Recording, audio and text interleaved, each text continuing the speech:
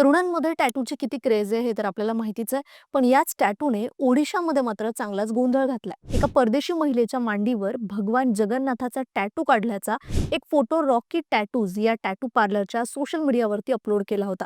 तो फोटो बघूनच भुवनेश्वरचे सामाजिक कार्यकर्ते सुब्रत कुमार मोहनी यांनी टॅटू पार्लरच्या मालकाविरुद्ध पोलिसांकडे तक्रार दाखल केली. पोलिसांनी टॅटू पार्लरच्या मालकावर कलम 299 अंतर्गत धार्मिक भावना दुखावल्याचा गुन्हाही दाखल केलाय.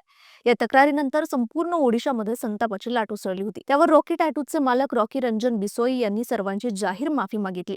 ते म्हणाले की त्या महिलेने जगन्नाथांच्या श्रद्धेपोटी तो टॅटू काढून घेतला होता.